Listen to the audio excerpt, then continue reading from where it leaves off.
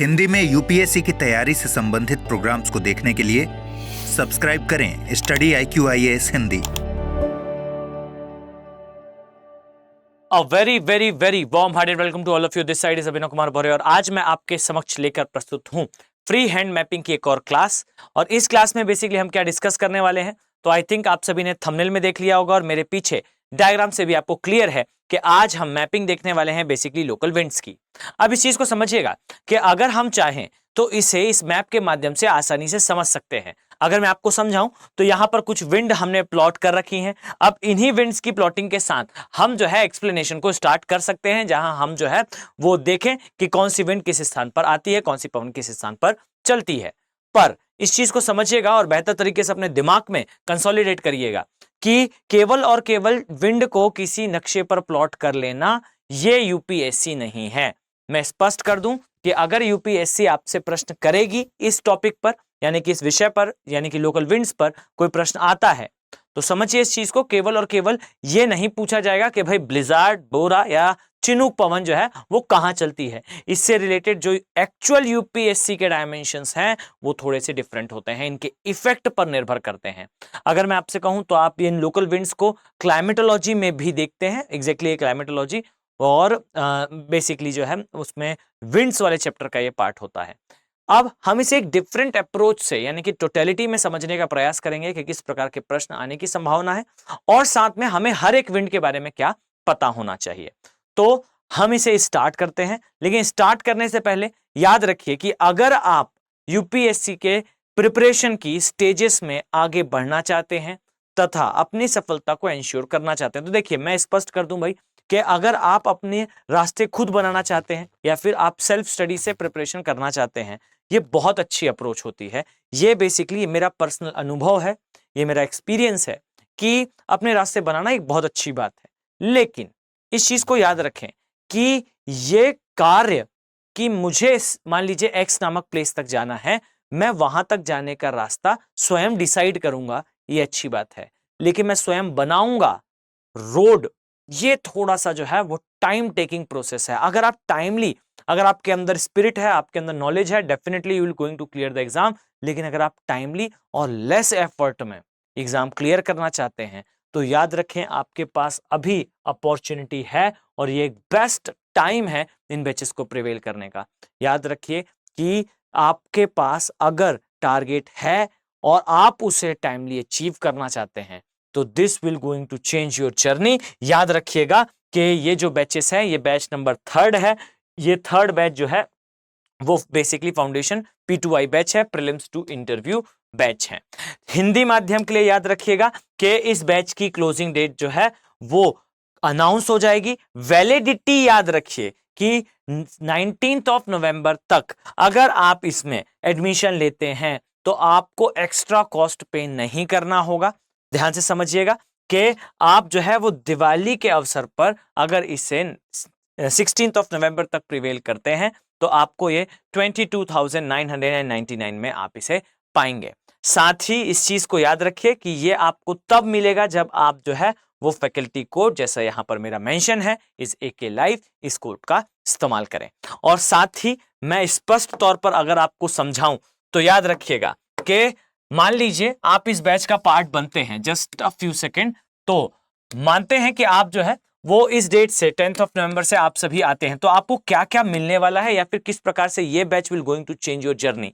इसको समझिएगा कि ये है आपका यूपीएससी का pre, UPSC pre, just a few second, इसकी विजिबिलिटी, यूपीएससी प्री का एग्जामिनेशन है।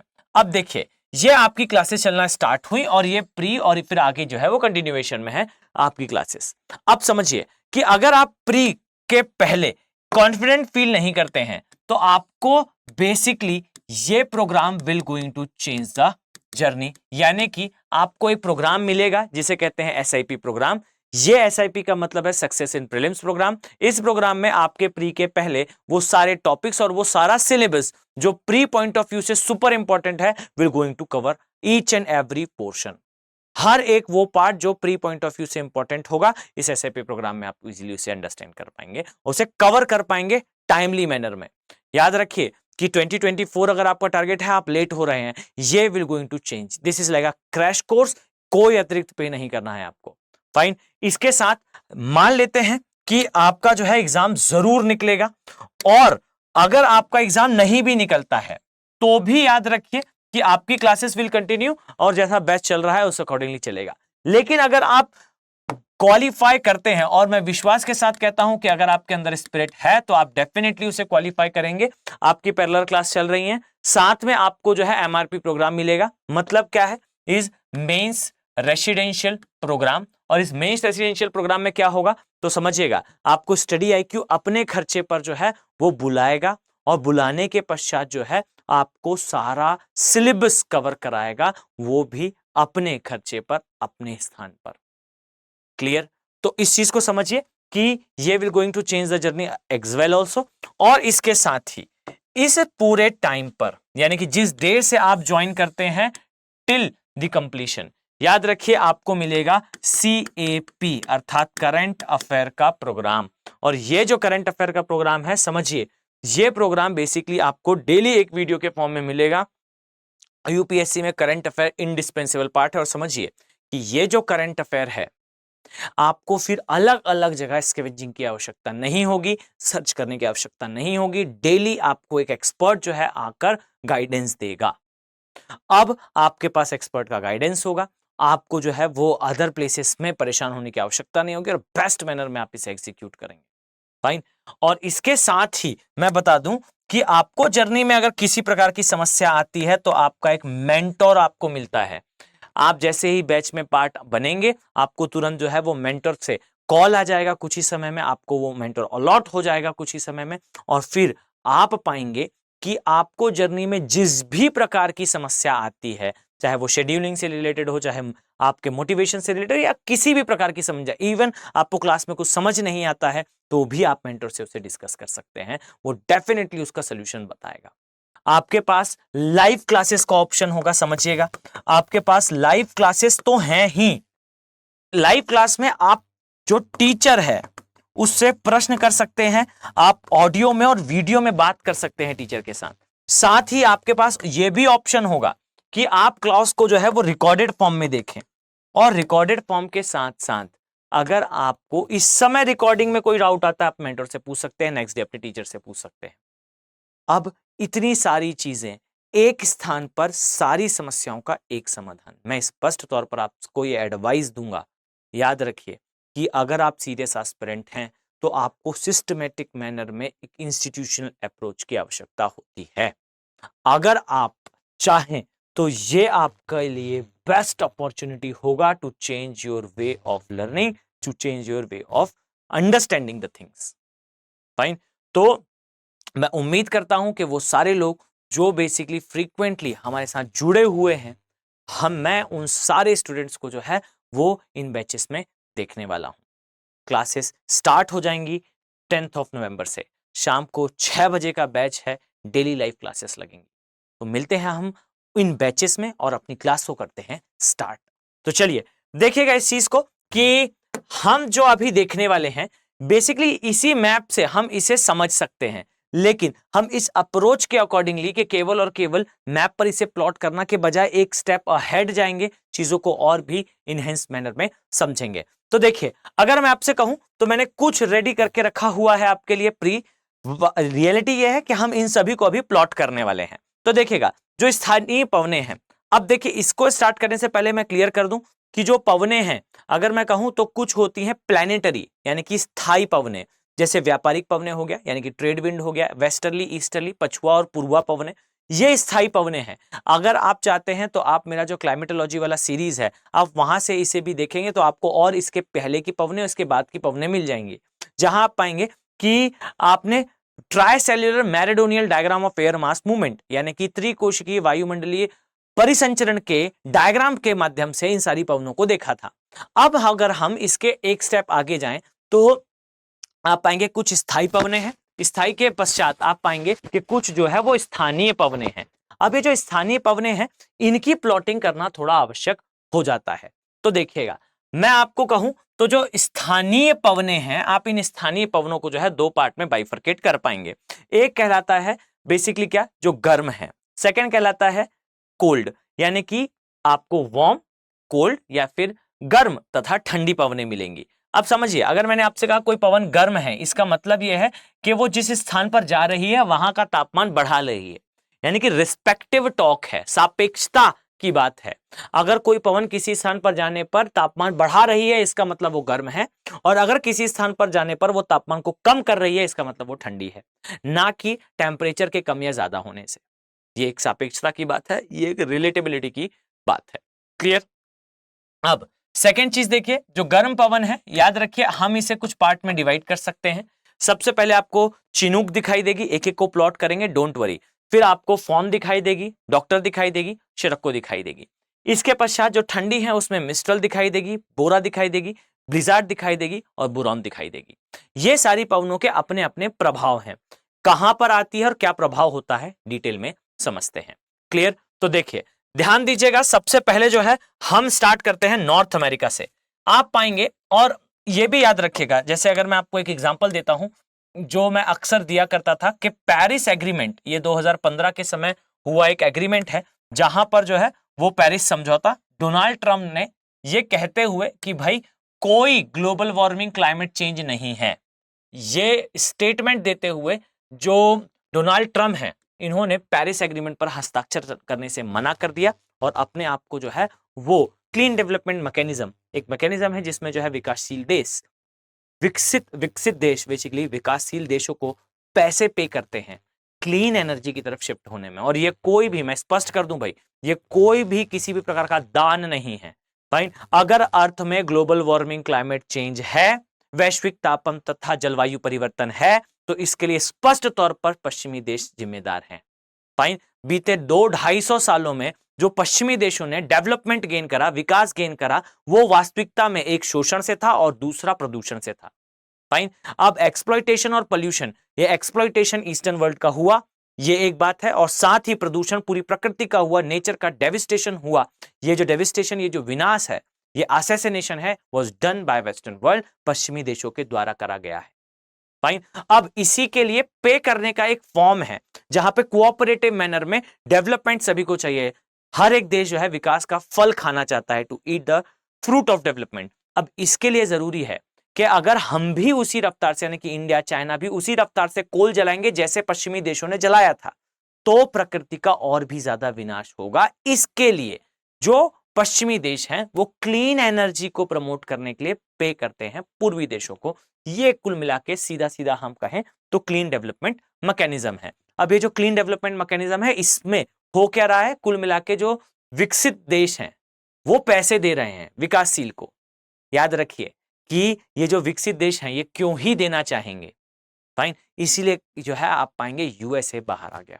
फाइन, और जब ये बाहर आया तो समझिएगा उस समय डोनाल्ड ट्रंप का एक स्टेटमेंट था, मैं उस स्टेटमेंट से आपको समझाना चाहता हूं। एक तो जो टेंडेंसी है वेस्टर्न वर्ल्ड की, आप उस चीज को समझिए, और सेकेंडली समझिएगा कि जो डोनाल्ड ट्रंप की बात थी उसमें एक स्टेटमेंट छुपा हुआ था।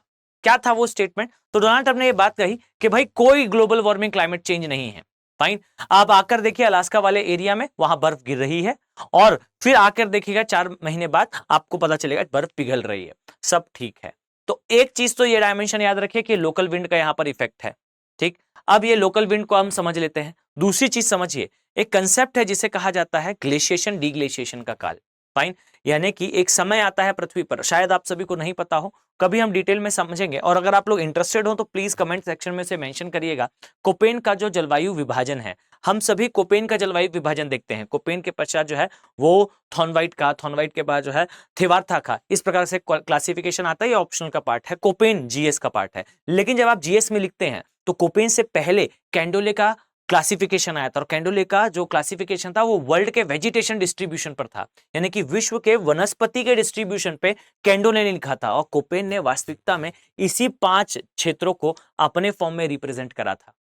फाइन, आप पाएंगे ग्लेशिएशन डिग्लेशिएशन की जो मैं बात कर रहा था, आपको समझ में आएगा कि विश्व में एक समय पर जो है वो तापमान कम होता है, कम बेसिकली बढ़ता है, बढ़ते बढ़ते एक पीक पर पहुंचता है जहां सारे ज्वालामुखी फट जाते हैं, फिर पृथ्वी पर हिमयुग आता है।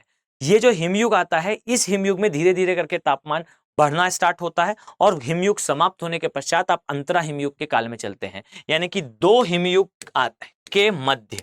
फाइन, इस प्रकार से एक अंतरा हिमयुग होता है या फिर डीग्लेशिएशन का काल होता है।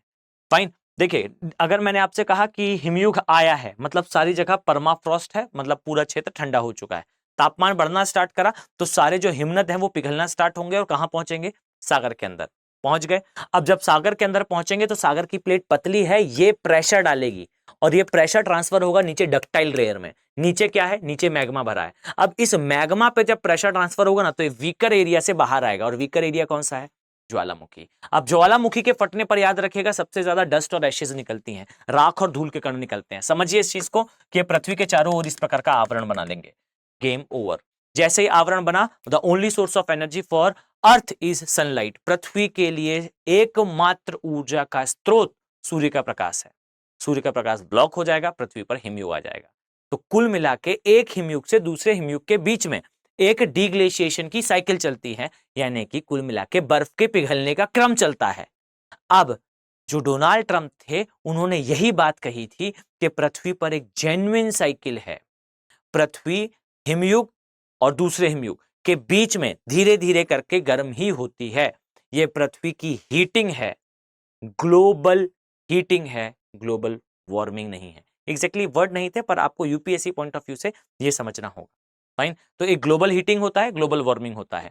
Global heating natural occurring process है, दो हिमयुग के बीच में होता है। और एक और चीज मैं बताऊं, तो जब आप ऑप्शन लेते हैं तो फिर इसमें एक और डायमेंशन ऐड होता है कि मिनी आइस एज क्या होता है। फाइन, अब ये मिनी आइस एज वाला कंसेप्ट हम कभी और डिस्कस करेंगे, लेकिन याद रखें कि पृथ्वी पर जेन्युइन प्रोसेस है और ग्लोबल हीटिंग ग्लोबल वार्मिंग अलग है। ग्लोबल वार्मिंग हम करते हैं, ग्लोबल हीटिंग प्रकृति अपने आप करती है। और इसी प्रोसेस को याद रखिएगा, इंटेंसिफाई मतलब ग्लोबल हीटिंग को इंटेंसिफाई कर देना यानी कि बढ़ा देना ही ग्लोबल वार्मिंग है। अब आप समझिए कि वो बच्चा जो ये लिखने वाला है कि ग्लोबल वार्मिंग कुछ और नहीं है, वैश्विक तापमान में वृद्धि है, तो डियर ये आंसर रॉन्ग है। मतलब आप ये समझेंगे कि हमने बिल्कुल सही आंसर लिख कर आया है। फाइन, मतलब ग्लोबल वार्मिंग का सामान्य सा मतलब यही होता है कि वैश्विक तापमान बढ़ रहा है, वैश्विक तापमान हमेशा बढ़ेगा। फाइन, लेकिन ये प्रोसेस जब इंटेंसिफाई हो जाएगी, इसकी तीव्रता बढ़ा दी जाएगी हमारे द्वारा, तब ये ग्लोबल वार्मिंग है, नहीं तो ग्लोबल हीटिंग है। ग्लोबल हीटिंग सामान्यतः होने वाली एक घटना है, ग्लोबल वार्मिंग उस सामान्य घटना को इंटेंसिफाई कर देना, उसकी तीव्रता को बढ़ा देना है, ये ग्लोबल वार्मिंग है। फाइन, और इसी कारण जो है स्टूडेंट का सिलेक्शन रह जाता है। आप सोचकर देखिए, आप में से कितनों को ये स्पष्ट जानकारी थी कि भाई ग्लोबल वार्मिंग का मतलब केवल तापमान का बढ़ना नहीं है। ईमानदारी से सोचिएगा कि वास्तविकता में ग्लोबल वार्मिंग का मतलब केवल तापमान बढ़ना नहीं है, उस तापमान का बढ़ना तो नेचुरल अकरिंग है, उसको तीव्र कर देना ग्लोबल वार्मिंग है। अब जब इसी प्रकार से बच्चा लिखता है अपने आंसर्स में, तभी एग्जामिनर जो है उसे कभी बहुत अच्छे मार्क्स नहीं देता या फिर प्रश्न सामान्यतः गलत हो जाते हैं। तो इसे समझिए, कंसेप्चुअली पढ़ने का प्रयास करिएगा। चलिए आ जाएं इधर देखें। तो अगर मैं आपसे कहूं तो ये है भाई उत्तरी अमेरिका, और मैं क्यों ग्लोबल वार्मिंग की बात कर रहा था तो समझिए अभी कुछ ही देर में आपको इस बात के बारे में बेहतर तरीके से समझ में आ जाएगा कि मैं क्यों इस पर डिस्कशन कर रहा था। अब देखिए, यह है उत्तरी अमेरिका। याद रखिए, उत्तरी अमेरिका के सापेक्ष आप पाएंगे कुछ इस तरीके से आपको यहां पर विस्तार दिखाई देगा किसका, ये पर्वत है, इन्हें कहा जाता है रॉकीज। फाइन, तो देखिएगा ये जो रॉकीज पर्वत है, ओके, ये पर्वत आपको बेसिकली उत्तरी अमेरिका के पश्चिमी भाग में दिखाई देते हैं। क्यों पश्चिमी भाग में है मैं डिटेल में पहले डिस्कस कर चुका हूं, लेकिन इसे देखिए कि यहां पर आपको समझ में आएगा कि एक पवन चलती है गर्म, ठीक, इस गर्म पवन को कहा जाता है बेसिकली चिनूक। ओके, ये है चिनूक पवन। अब देखिए, याद रखें कि चिनूक पवन उत्तरी अमेरिका में चलती है। उत्तरी अमेरिका में ये कौन से पर्वत हैं, इन्हें कहा जाता है एंडीज, माफ कीजिएगा रॉकीज। फाइन, और ये जो रॉकीज पर्वत है, इस रॉकीज पर्वत के किस तरफ ये पवन चलती है, किस साइड ये पवन चलती है, तो देखिएगा ये पवन जो है वो उत्तरी अमेरिका में एंडीज के पश्चिमी भाग में प्रवेश करती है, पश्चिमी भाग से प्रवेश करती है। तो एक डायमेंशन तो याद रखिए कि अगर मैं इस तरीके से जो है वो इस पर्वत को ड्रॉ करूं तो याद रखिएगा कि आपको दिखाई देगा कि जो रॉकीज है इसके इस तरफ ये वाला जो साइड है ये है विंडवर्ड या पवन आमुख साइड। फाइन, ये है विंडवर्ड साइड। और ये विंडवर्ड साइड कौन सा है? तो याद रखिए, ये विंडवर्ड साइड है पश्चिमी या वेस्टर्न। और लीवर्ड साइड अर्थात पवन अभिमुख या फिर पवन विमुख, माफ कीजिएगा, पवन विमुख पार्ट जो है या लीवर्ड साइड जो है ये आपको दिखाई देगा पूर्व में या ईस्ट में। तो हमेशा ध्यान दीजिएगा कि पवन अगर किसी पर्वत के साइड से आ रही है तो आपको एक डायमेंशन पता होना चाहिए। सेकेंडली ये याद रखें कि जो चिनूक है वो इस स्थान पर प्रवेश करती है और रॉकीज के साइड से चलते हुए ऊपर आती है। अब समझिए, याद रखें कि चिनूक का एक नाम है जिसे कहा जाता है हिमभक्षी पवन या स्नो ईटर। हिमभक्षी या स्नो ईटर। अब इसे क्यों कहते हैं समझिएगा। यूएसए में मानकर चलिए कि अभी मैं कुछ समय बाद यहां पर ये विंड जो है वो बना भी दूंगा, इस प्रकार से एक पवन आती है, इसे ब्लिजार्ड कहा जाता है। ठीक, तो चलिए कपल में साथ में ही देख लेते हैं। अगर मैं आपको बताऊं तो ये ARD, फाइन, ये ब्लिजार्ड है। ये ब्लिजार्ड जो है ये ठंडी पवन है। ठंडी पवन ध्रुवीय क्षेत्र से आती है। अब यूएसए में कड़ाके की ठंड पड़ रही होती है। अब इस समय पर होता यह है कि कृषि संभव नहीं है, एक चीज। दूसरी चीज, यहां पर रहना भी नियर टू इम्पॉसिबल होता जाता है। लेकिन याद रखें कि डार्क विंटर्स के टाइम के तुरंत बाद सर्वाइवल पॉसिबल हो, ये एंश्योर हो जाता है चिनूक से। ऐसा कहा जाता है कि जब चिनूक पवन चलती है, यूएसए के सिटीजन जो है वो वेट कर रहे होते हैं कि किस समय चिनूक का अराइवल होगा। और याद रखिए, जिस घंटे जिस समय चिनूक का अराइवल होता है, चिनूक के आते ही कुछ ही घंटों के अंदर तापमान जो है वो 3 से 5 डिग्री सेल्सियस तक ये बढ़ा सकती है।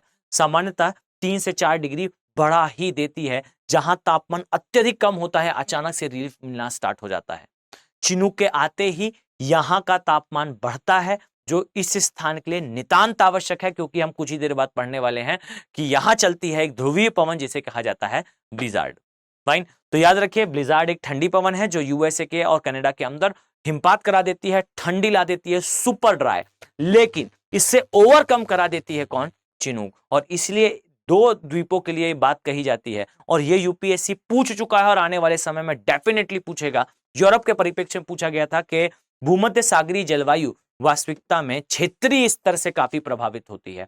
आने वाले टाइम पे यूएसए के लिए 100% ये डायमेंशन आएगा कि समझाइए किस प्रकार से जो उत्तरी अमेरिका की जलवायु है ये स्थानीय स्तर के घटकों से प्रभावित होती है। यहां याद रखिएगा कि जो नॉर्थ अमेरिका है, नॉर्थ अमेरिका के केस में ऊपर से आती है ब्लिजार्ड, ब्लिजार्ड कर देती है पूरा ठंडा, फिर आती है यहां से चिनूक, कर देती है वापस टेम्परेचर हाई।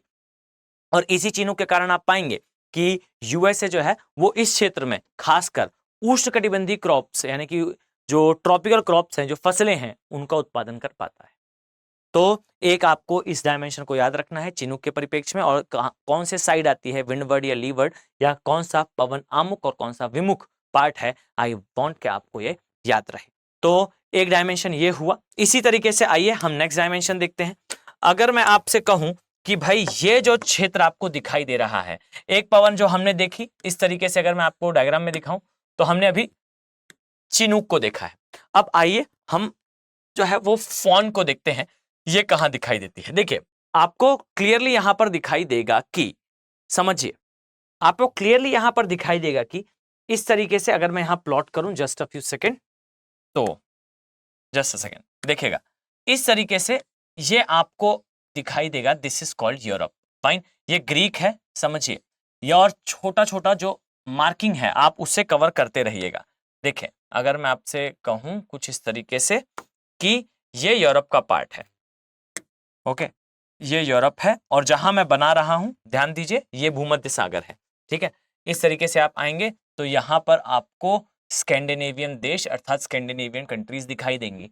और क्लाइमेटिक क्लासिफिकेशन अगर आप पढ़ते हैं कभी, और आप अगर चाहेंगे तो हम भी कर सकते हैं इस चीज को, क्लाइमेटिक क्लासिफिकेशन, जहां कोपेन के द्वारा। और ये स्कैंडिनेवियन कंट्रीज का उसमें बहुत बड़ा जो है वो रोल है। वाइकिंग्स ने एक समय पर जो है इन क्षेत्रों को कवर कर लिया था। वाइकिंग्स जो है वो कभी डिटेल में जब हम देखेंगे तो मैं आपको फिर वहां समझाऊंगा। वाइकिंग लोगों ने जो है स्कैंडिनेवियन देशों पर कब्जा कर लिया था, खासकर आइसलैंड पर। फाइन, और ये 100 बीसी से नियर अबाउट 1200 एडी तक यहाँ राज्य करे, और फिर इन्होंने ये क्षेत्र छोड़ा। मैं आपको स्पष्ट समझाऊं कि ये जो छोड़ना था इसका कारण क्या था। समझिएगा 1400 के पश्चात, 1500 में आइसलैंड से पूरी तरह से जा चुके थे, 1500 एडी में, 1500 के पश्चात पृथ्वी में एक मिनी आइस एज आया था और 1500 से चलते हुए नियर अबाउट 1850 तक ये मिनी आइस एज उत्तरी गोलार्ध में रहा था, जहां उत्तरी गोलार्ध के हर एक वृहद पर्वत श्रेणी पर जो स्नो कैप है वो बढ़ रहा था, तापमान औसत कम हुआ था मिनी आइस एज में। फाइन। तो ये जो मिनी आइस एज है ये कब तक चला था? तो हमारे यहाँ जब मुगल एम्पायर खत्म हुआ और यहाँ पर ब्रिटिशर्स का रूल ठीक से स्टैब्लिश हो गया, तब तक एक मिनी आइस एज चला था नियर अबाउट 1500 एडी से 1850 एडी तक। अब यहाँ आप कनेक्ट करिए, आपके आंसर कैसे डायनेमिक होते हैं। आप यहाँ कनेक्ट करिए इस समय पर कि मुगल काल के समय या 1500 के बाद भारत में जो है वो उत्पादन या एम्पायर्स की इकोनॉमी कैसे चेंज हुई, कैसे जो है हिमालयन प्रदेशों में जो एम्पायर थे वो जल्दी ही समाप्त हुए, जल्दी ही उन पर जो है वो मुगल्स का रूल स्टैब्लिश हुआ, कैसे दिल्ली डायनेस्टी के टाइम और उसके पश्चात जो है चेंजेस आए। आप इस सारी चीजों को ज्योग्राफी से कनेक्ट करिए, आप देखेंगे आपका आंसर रिवॉल्यूशनरी होगा। फाइन। और ये एक्चुअल अप्रोच होती है यूपीएससी की। चलिए हम अगर यहां वापस आए तो देखिए दिखाई देगा ये स्कैंडिनेवियन देश है। स्कैंडिनेवियन देशों के पश्चात आइए हम यहां पर जो है वो प्लॉट करते हैं किसे, ये है बेसिकली एल्प्स वाला पार्ट,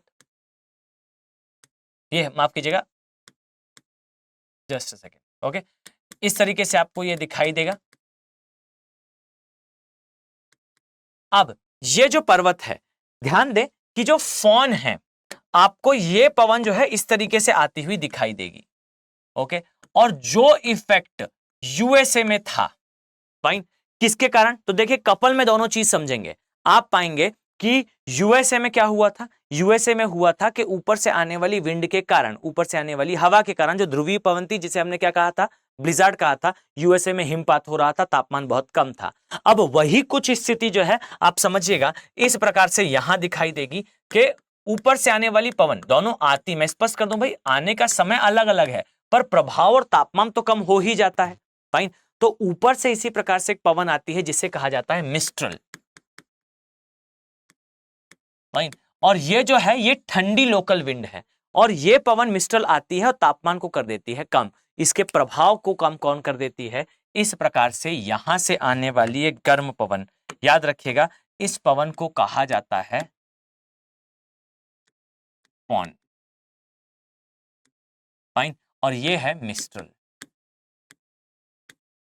तो याद रखिए कि मिस्ट्रल और फॉन ये यूरोप में चलने वाली एक ठंडी एक गर्म है, लेकिन यहां यूरोप कंप्लीट नहीं हुआ है। मैं स्पष्ट कर दूं कि आपको जो है अभी बहुत सारा पोर्शन देखना है, यूरोप में और भी पवनें उपस्थित हैं। ये स्कैंडिनेवियन कंट्री है, यहां मार्क कर लीजिएगा, नॉर्वे, स्वीडन, फिनलैंड, ये स्कैंडिनेविया के प्रायद्वीप में स्पष्ट तौर पर आते हैं। बट कल्चरली याद रखिएगा कि यहाँ पर डेनमार्क और आइसलैंड भी स्कैंडिनेवियन कल्चर का पार्ट है।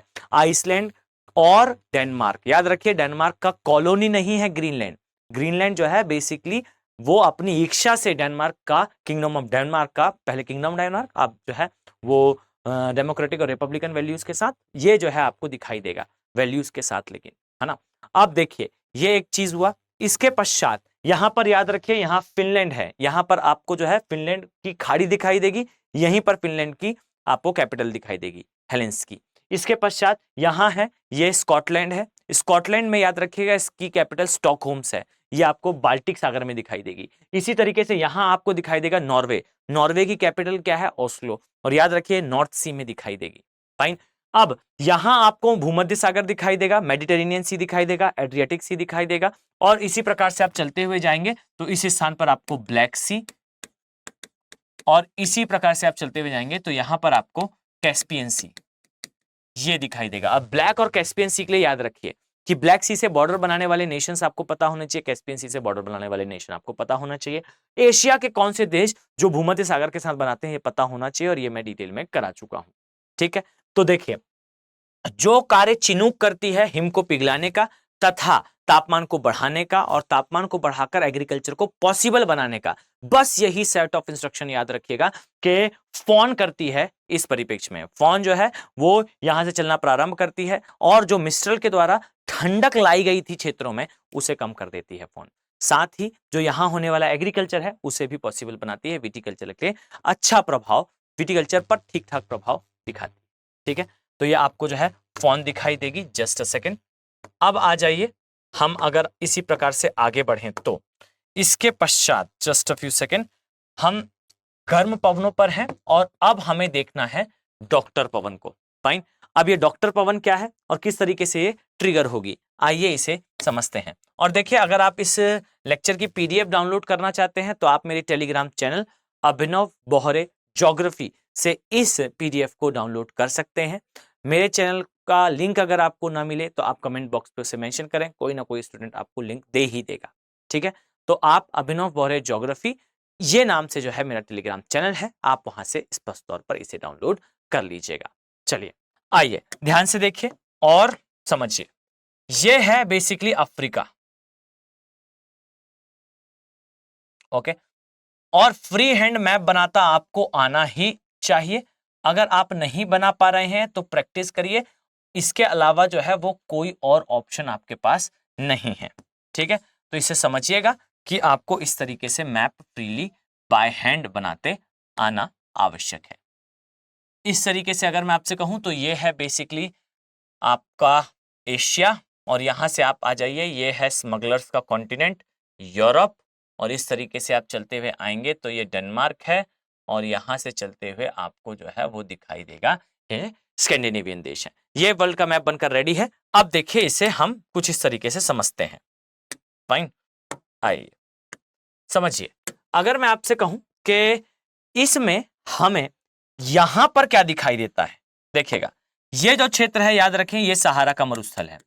डन, ये सहारा का मरुस्थलीय भाग है। अब सहारा के मरुस्थलीय भाग से देखिएगा एक पवन जो है यहां की दिशा में जाती है, ये गर्म है, और एक यहां की दिशा में जाती है। ठीक, यानी कि सहारा के मरुस्थल से दो दिशाओं में पवनें चलना प्रारंभ होती हैं।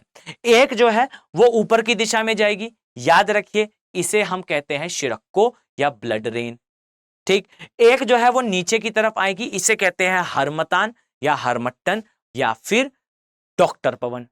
ठीक है, अब देखिए आइए इसे यहां समझते हैं। याद रखिए एक डॉक्टर है एक शिरक्को है, दोनों ही कहां से आ रही हैं, सहारा के मरुस्थल से। अब देखिए मैं क्या समझाता हूं, आपको बहुत इजीली ये कंसेप्ट समझ में आ जाएगा अगर आप कंसेप्चुअली इसे समझें तो। ये आपको ऊपर पर्वत दिखाई देंगे और इसी प्रकार से आपको यहां पर एटलस दिखाई देगा। ओके, अब समझिए, याद रखना कि सहारा के मरुस्थल से, सहारा मरुस्थल से दो पवनें चलती हैं, एक जो ऊपर की तरफ जाती है, ये पवन देखिएगा यहां से चलती है और सहारा मरुस्थल की जो रेत है उसे अपने अंदर भरती है और फिर भूमध्य सागर से गुजरती है। भूमध्य सागर से जब गुजरती है तो याद रखिएगा अपने अंदर भरना स्टार्ट करती है क्या, वाटर वेपर या जलवाष्प। जब ये अपने अंदर जलवाष्प भरती है तो पहुंचती है फिर यूरोप में, और यूरोप में कराती है बारिश। लेकिन याद रखिएगा इस बारिश को कहा जाता है क्या, इस बारिश को कहा जाता है रक्त वर्षा या ब्लड रेन। यानी कि जो पवन आई, ये पवन है शिरक्को, और इस पवन ने जो कराई वर्षा उसे कहा जाता है ब्लड रेन या रक्त वर्षा, रक्त वर्षा। और याद रखिए ये जो रक्त वर्षा या ये जो ब्लड रेन है, ये ब्लड रेन बेसिकली कहां होगी, इसके आधार पर अलग अलग क्षेत्रों में इसके अलग अलग नाम हैं। एक कॉमन नाम है याद रखिए ब्लड रेन, इसके अलावा अलग अलग देशों में इसके अलग अलग नाम हैं। जैसे अगर मैं चलिए यहीं पर समझाऊं आपको तो इजिप्ट में इसे जो है वो खमसिन कहा जाता है, लीबिया और ट्यूनिशिया इनमें अलग, जैसे डस्ट स्ट्रोम के नाम से जाना जाता है वेस्ट एशिया में। यहां पर मैंने कुछ नाम लिख कर रखे हैं, आपके प्रीलिम्स पॉइंट ऑफ व्यू से ये इंपॉर्टेंट होंगे। याद रखिए कि डॉक्टर पवन तो वेल डन भाई, आपको ये जो है वो दिखाई देगी यूरोप में। इसके अलावा शिरक्को के जो अलग अदर नेम हैं, याद रखिए कि ये नेम आपको दिखाएंगे। डॉक्टर अभी मैं आपको बताऊंगा कि डॉक्टर विंड कौन सी है, ये अभी मैं आपको बताऊंगा। शिरक्को के अलग अलग नाम याद रखिए, एक तो आपको ये ब्लड रेन मिलेगा, ये इसके इफेक्ट के कारण है। इसके अलावा स्पेन में इसे लेवेंटर कहा जाता है, फाइन। इजिप्ट में इसे खमसिन कहा जाता है, लीबिया और टूनिशिया में इसे जो है गिबली तथा चिली कहा जाता है, तथा सिमोम के नाम से इसे जो है वेस्ट एशिया में जाना जाता है। सिमोम के लिए याद रखिएगा कि ये डस्ट स्ट्रोम है, धूल का बेसिकली एक बवंडर टाइप का ये बना देती है। ये सब कुछ क्या है, ये सब कुछ जो है वो शिरक्को है। तो देखिए मैंने आपको क्या समझाया, तो जस्ट अ फ्यू सेकेंड। सहारा के मरुस्थल से दो दिशाओं में पवन चली, एक पवन जो है ऊपर की दिशा में गई, जो ऊपर की दिशा में गई ये शिरक्को है। शिरक्को को जो है वो ब्लड रेन के नाम से जाना जाता है। ये जो ब्लड रेन है ये यूरोप में लाल कलर से, जो धूल के कलर बेसिकली इसके अंदर होते हैं, उसके कारण ये वर्षा कराती है। अब अलग अलग स्थान में इसे अलग अलग नाम से भी जानते हैं, लीबिया, ट्यूनिशिया, मोरक्को और साथ ही स्पेन, इन क्षेत्रों में इसके खमसिन, जैसे इजिप्ट में खमसिन कहते हैं, वेस्ट एशिया में जो है सिमोन के नाम से जाना जाता है, इसी प्रकार से लेवेंटर, और ये सारे नाम हैं इसके। ठीक है, तो आपको ये नाम याद रखना है। इफेक्ट मैं आपको बता चुका हूं, ब्लड रेन है, ठीक, वर्षा है। ओके, अब देखिए इसी सहारा के मरुस्थल से एक पवन चलना स्टार्ट करती है, जो आती है किस दिशा में, आती है नीचे की दिशा में। फाइन, इस पवन के लिए याद रखिएगा, ये जो पवन है इसके लिए याद रखिएगा, इस पवन को कहा जाता है डॉक्टर पवन, डॉक्टर या हरमतान, हरमतान कह लीजिए, हरमट्टन कह लीजिए, डॉक्टर पवन कह लीजिए। फाइन, सभी का मतलब एक ही है। क्या है, तो देखिए समझिएगा, अगर मैं आपसे कहूं कि आपके एरिया में भाई गर्मी पड़ रही है, आपको समस्या हो रही है, ठीक है, लेकिन अगर मैं आपसे कहूं कि आपके एरिया में गर्मी पड़ रही है, शाम के समय थोड़ी देर बारिश हुई और उसके बाद फिर धूप निकल आई और तेज धूप निकल आई, अब आपको जो है गर्मी के साथ इरिटेशन भी स्टार्ट हो जाएगा। फाइन, ये कहलाता है आर्द्रता का प्रभाव। याद रखें कि जब कभी ह्यूमिडिटी या नमी या आर्द्रता बहुत ज्यादा होती है तो हमें जो है वो अनईजी फील होना स्टार्ट हो जाता है, और ये वो समय होता है, समझिएगा, कि हवा के अंदर नमी ज्यादा होने से जो भी बैक्टीरियाज हैं या पैथोजेंस हैं, ये हवा में ज्यादा समय तक सरवाइव करते हैं, ज्यादा बीमारियां होती हैं। क्लियर? अब समझिए कि ये जो ज्यादा बीमारी है, ये कंडीशन को खत्म करा जा सकता है अगर किसी क्षेत्र में बहुत ज्यादा आर्द्रता हो, तो तापमान को थोड़ा बढ़ा दें अगर, तो आर्द्रता या नमी जो अतिरिक्त मात्रा में होगी वो नमी वहां से हट जाएगी।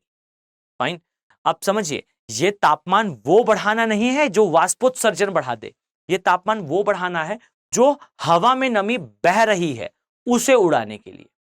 फाइन, अब समझिएगा कि सहारा के मरुस्थल से गर्म पवन चलना स्टार्ट करती है, और यहां देखेंगे आप ध्यान से तो यहाँ कॉन्गो रिवर का क्षेत्र है, ये उष्णकटिबंधीय सदाबहार वनों का क्षेत्र है, और इसके आसपास के क्षेत्रों में जो है वो बीमारियां ज्यादा फैलती हैं क्योंकि यहाँ नमी की मात्रा ज्यादा होती है।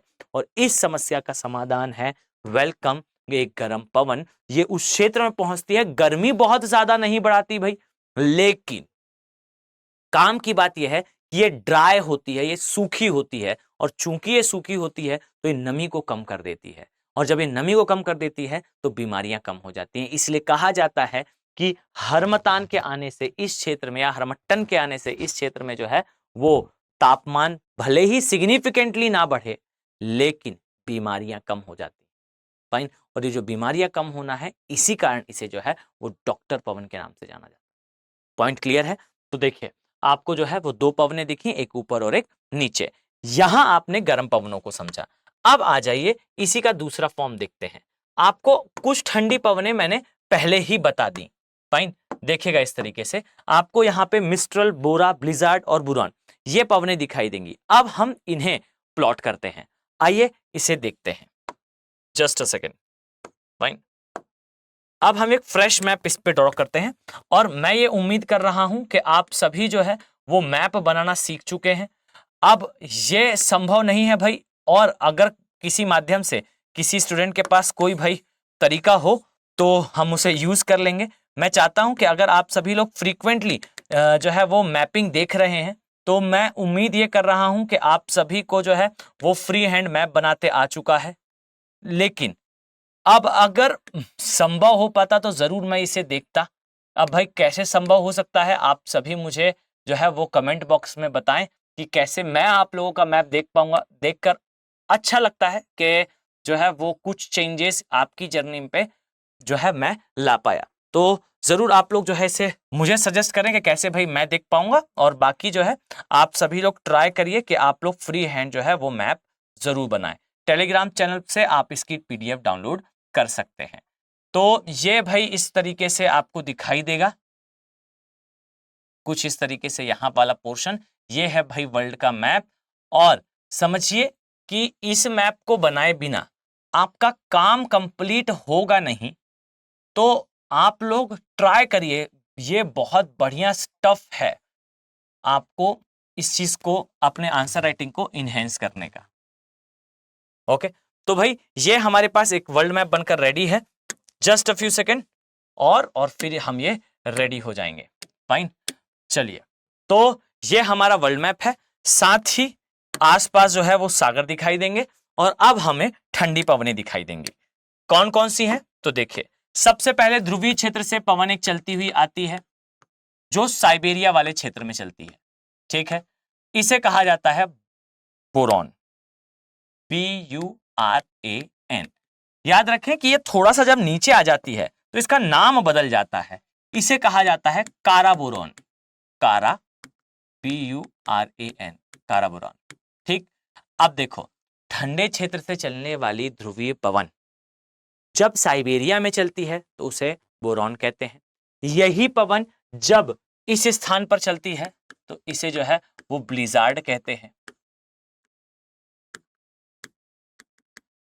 ब्लिजार्ड के नाम से जाना जाता है। और इसी प्रकार से जब यहां से आती है, अब यहां समझिएगा ये ध्रुवीय नहीं है, ये ध्रुवीय क्षेत्र के नीचे वाली है।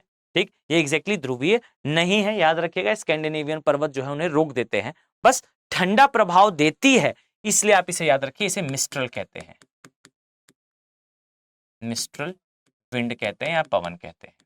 ठीक, एग्जैक्टली ध्रुवीय नहीं होती पर इसका नेचर ध्रुवीय जैसा होता है जो कि ठंडा है। ठीक, तो ये पवन तो आपको समझ में आया, लेकिन एक और चलती है। अब यहां समझिए, ये जो ठंडी पवन है, ये पवन जो है वो इस तरीके से चलती है। अब अगर आपका ज्योग्राफी ऑप्शनल नहीं है तो आपको फिर इसका कारण समझने की आवश्यकता नहीं है। अब ऑप्शनल सब्जेक्ट ज्योग्राफी है, then only you have to understand कि भाई ये क्यों चलती हैं। अगर नहीं है, समय देने की आवश्यकता नहीं है, मैं स्पष्ट कर दूं कि केवल और केवल ज्योग्राफी ऑप्शनल में ही आपको जो है वो इस तरीके का प्रश्न देखने को मिलेगा। जस्ट अ सेकंड, ओके, तो बिल्कुल परेशान ना हो इस बात से कि क्यों चलती है। क्लियर, ये चलती है, बस इतना याद रखिएगा। कहां? तो ये है ग्रीस, ये है इटली। समझिएगा, इस पवन को कहा जाता है बोरा।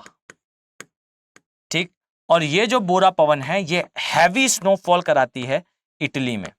ओके, तो यहां ध्यान दीजिए कि ये इटली में अत्यधिक वर्षा, नो, हिमपात कराती है।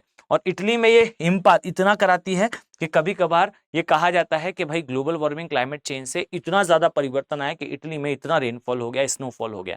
भाई इस इटली में स्नोफॉल होना एक नेचुरल अकरिंग प्रोसेस है, ये होता है बेसिकली बोरा के कारण।